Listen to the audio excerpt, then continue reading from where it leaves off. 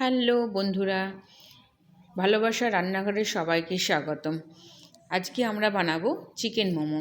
তো চিকেনটা boneless chicken গ্রাইন্ডারের কোটোর মধ্যে আমরা নিয়ে নেব। তার মধ্যে একটু পেঁয়াজ কুচি, একটু আদা কুচি, রসুন কুচি, লঙ্কা দিয়ে ওটা পেস্ট করে নিয়ে তেলের ওপরে পেস্টটা দিয়ে একটু নাড়াচাড়া করে নিয়ে তার মধ্যে নুন, সামান্য একটু হলুদ আর একটু মশলা অ্যাড করব। তন্দুরি মশলা দেব যাতে ফ্লেভারটা খুব ভালো আসে। তো এইভাবেই আমরা পুরটাকে রেডি করছি। হ্যাঁ, তার মধ্যে একটু সামান্য চিনি অ্যাড করব যাতে চিকেনের টেস্টটা সব কিছু ব্যালেন্সটা সুন্দর লাগে। তো সেই কারণের জন্য একটু চিনি অ্যাড করব। তারপরে ভালো করে ওটা নাড়াচাড়া করে নিয়ে মশলাটা অ্যাড করে দিয়ে এবার পুরটা আমরা এইভাবে রেডি করব। এভারেস্টে এই মশলাটা তোমরা নিতে পারো, খুব টেস্টি হয়।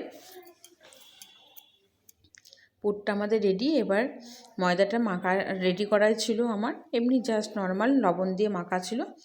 তারপরে গোল গোল ছোটো ছোটো লেচি করে নিয়ে লুচির মতন করে বেলে এইভাবে পুরটাকে দিয়ে ভরে বেশ ভালো করে সুন্দর করে আমি কিভাবে করছি তোমরা দেখে নাও। ঠিক এইভাবে করে রেডি করবে। একটু সময় দিতে হবে, যেখানটা আটকাবে না সেখানটা হাতে একটু জল দিয়ে নিয়ে ওটা আটকে নেবে। এইভাবেই রেডি করবে।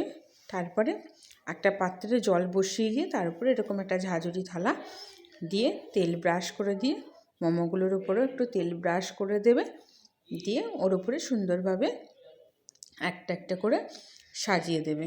দেখো আমি কিভাবে সাজাচ্ছি, তোমরাও ঠিক এইভাবেই সাজাবে। এইভাবে প্রত্যেকটাকে সুন্দরভাবে সাজিয়ে দিয়ে দেখো একটা একটা করে মানে কেউ যাতে কারোর গায়ে লেগে না থাকে সেইভাবেই এটাকে সাজাবে।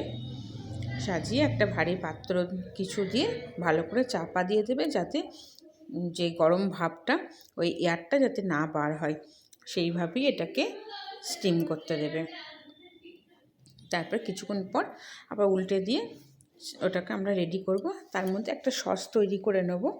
কড়াইয়ে তেল দিয়ে সামান্য একটু রসুন কুচি দিয়ে একটু চিলি ফ্লেক্স দেবে, দিয়ে ওটা একটুখানি ফ্রাই করে নিয়ে এর মধ্যে এবার সসটা দিয়ে আমরা একটুখানি ওটাকে জাস্ট কষিয়ে নেবো। এটা খুব ঝাল ঝাল হয়, তো খুব ভাল লাগে মোমোর সঙ্গে খেতে। এটাতে আমরা টমেটো সস অ্যাড করেছি আর একটুখানি সয়া সস